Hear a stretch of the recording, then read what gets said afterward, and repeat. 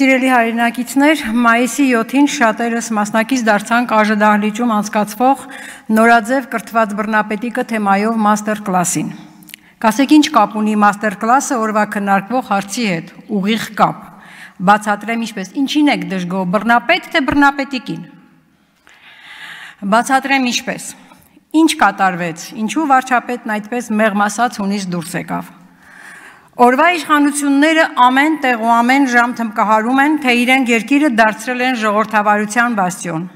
Երկրում արմատախիլ են արել կոռուպցիան։ Այս պնդումները դարձրել են իրենց բրենդը, բայց իրականության մեջ իրենց թիմակիցներն ու գործընկերները ամեն օր իրենց գործողություններով հակառակն են ապացուցում։ Իրենք այդ ամենը լավ հասկանում են քիչ է, այս ընդդիմադիրներն էլ մյուս կողմից անընդհատ երեսով են տալիս։ Ամեն օր կոռուպցիոն մի նոր սկանդալի ժողովրդավարության խախտման մի նոր փաստի մասին են բարձրաձայնում։ Բա էլ ոնց դիմանան այս ամանին, բա էլ ոնց ունից դուրս չգան։ Էլ ոնց չդիմեն մաստեր կլասին, այն էլ նորաձև կրթության մեթոդներով։ Պարոն Նահապետյան, դուք նշեցիք, թե չգիտեք ինչ է քաղաքական կոռուպցիան, բայց հուսամ գիտեք, որ վարչական ռեսուրսի կիրառումը իշահ իր ու իր կուսակցության իշխանության պահպանման նույնպես կոռուպցիայի դրսևորում է, թե դա էլ չգիտեք։ Այժմ օրեցօր խորացող կոռուպցիայի դրսևորումներից մեկի կրթությունը նորաձև է նախաձեռնության մասին։ Դրա շրջանակներում անց է կացվել հաղորդակցության հմտություններ խորագրով վերապատրաստման և կարողությունների զարգացման դասընթաց, որի մի քանի բաղադրիչը համոզիչ հաղորդակցում, պատմելու արվեստ ուղղակիորեն ներկայացվեցին ԱԺ-ում մաստեր կլասով։ Այսինքն, այդ ինչ հմտություններ եք սովորեցնում մասնակիցներին, ինչպես գործած մեղքերի համար ապագա պատասխանատվությունից խուսափելու համար հիմքեր ստեղծելու նպատակով նախընտրել խեղճարիֆի ու տգետի կարգավիճակը, ինչպես թքել քաղաքացու վրա որջվերի պես, ինչպես Հովիկ Աղազարյանի բնութագրմամբ ստվեր չառաջացնող դատարկություն լինելով հայհոյել պատգամավորին ու չքմեղանալ, ինչպես վիրավորել լրագրողին ու խուսափել պատասխանատվությունից, ինչպես թաղապետով ու թիմով ծեծել հասարակական ակտիվիստին ու հենց ծեծվողին կալանքի տանել, էլ որն ասեմ, էլ որը։ Բա վարչական ռեսուրսի կիրառմամբ կոռուպցիա չի, երբ հասարակական նախաձեռնության երկու բանախոսների համար պետական միջոցներից այդքան ռեսուրս է ծախսում, նրանց անվտանգությունը ապահովելու նպատակով։ Որևէ մեկը կարող է մեկ այլ հասարակական շարժում կամ նախաձեռնություն նշել, որի գործունեությունն այդքան պետական աջակցություն ստանա։ Ինչու են պետական կառույցներն ապահովում մասնակիցների ներկայությունը, ինչու են մասնակիցներից հավաքվում հեռախոսները, պայուսակները, նույնիսկ ժամացույցները։ Մենակ թե չասեք, թե վարչապետի կամ նրա կնոջ անվտանգությունն են ապահովում։ Չէ որ մեկն այդ պահին հանդես է գալիս ոչ թե որպես վարչապետ, այլ որպես բանախոս, իսկ մյուսն էլ պաշտոնապես գրանցված ամուսին չի։ Սա դեռ քիչ է, Աննա Հակոբյանը հայտարարում է, թե իրենց արշավի նպատակը մարդկանց տգիտության ճիրաններից ազատելն է։ Բա որևէ մեկ իրեն չի ասել, որ մյուս բանախոսը Փաշինյանն ինքն է խոստովանել իր ու կառավարության տգիտությունը, կամ մասնակիցները գիտեն, որ իրենց հավաքել են, որպեսզի իրենց հանեն տգիտության ճիրաններից։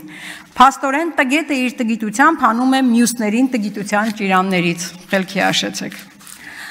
Հաջորդը, որքանով են այդ թեմաները համաձայնեցված օրենքով սահմանված ՀՀ կրթության զարգացման պետական ծրագրի հետ։ Համաձայն ՀՀ կրթության օրենքի, կրթության բնագավառում պետական քաղաքականության հենքը ազգային դպրոցն է, որի գլխավոր նպատակը մասնագիտական պատշաճ պատրաստվածություն ունեցող և համակողմանիորեն զարգացած հայրենասիրության, պետականության և մարդասիրության ոգով դաստիարակված անձի ձևավորումն է։ Կրթության բնագավառում պետական քաղաքականության կազմակերպական հիմքը կրթության զարգացման պետական ծրագիրն է, որը ՀՀ կառավարության ներկայացմամբ հաստատվում է ազգային ժողովում։ Հիմա հարց. ԱԺ-ի հաստատած կրթական որ պետական ծրագրի մեջ են տեղավորվում այն թեմաները, որոնք ներկայացվում են հասարակական այդ շարժման ընթացքում։ Հետևել եք արդյոք ինչ կրթական ծրագրի են համապատասխանում այդ թեմաները։ Համապատասխանում են արդյոք։ Թե կա կոռուպցիոն ռիսկ, ախր ինչպես ստուգեք, եթե խոսքը վարչապետի ու նրա տիկնոջ մասին է։ Ունի արդյոք այդ նախաձեռնությունը համապատասխան հավաստագիր նման գործունեություն ծավալելու համար։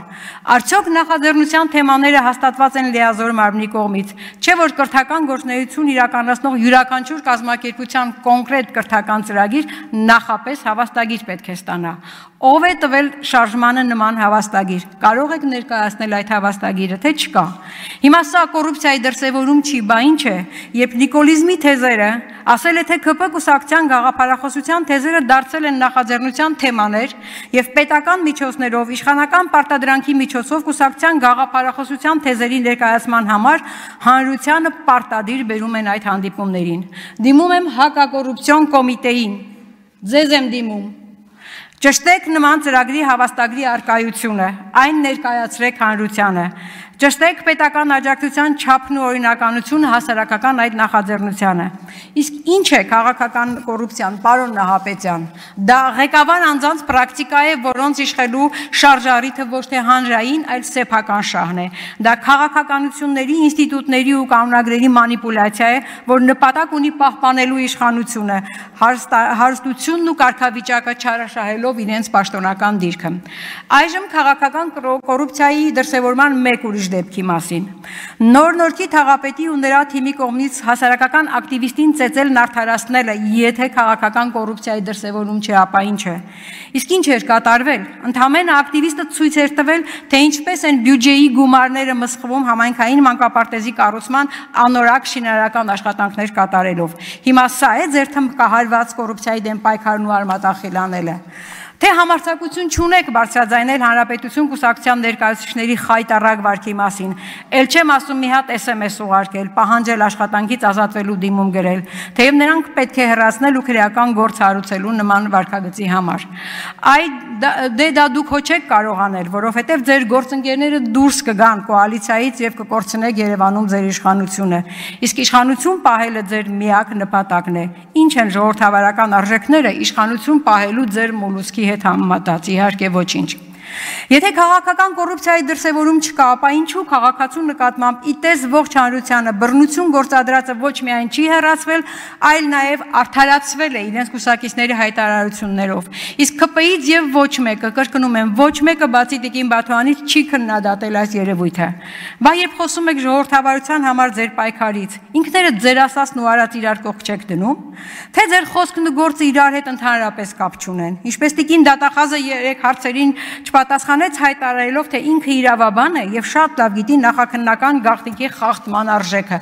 Բայց երբ հարցնում եմ, թե ինչու Հովիկ Աղազարյանի հեռախոսը որպես ապացուցողական հիմք հայտնվել է եւ նրա բովանդակությունը դառնալ նրան օգտագործվել է նրան սպառնալու գործիք, ինչու հեռախոսը հայտնվեց Փաշինյանի ձեռքում, վարույթ հարուցվել է, թե ոչ, պատասխանում է ոչ, չի բացվել։ Հիմա էլ դուք, պարոն Նահապետյան, ասում եք, թե ԲԴԽ անկախ մարմնին SMS-ով պաշտոնից ազատելը վարչական ռեսուրսի կիրառմամբ կոռուպցիա չէ։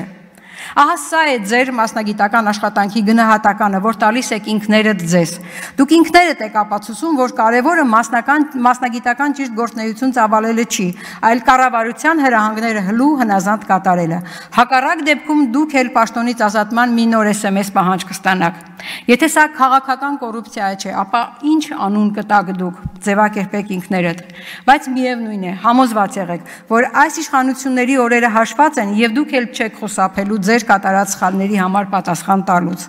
Ուրիշի աչքի փուշը տեսնում եք, բայց ձեր աչքի գերանը չեք տեսնում։ Իսկ աչքից չհանված գերանը հենց աչքի տիրոջն է առաջինը վնասելու եւ թույլ չի տալու, որ գտնեք մյուսների աչքի փուշը։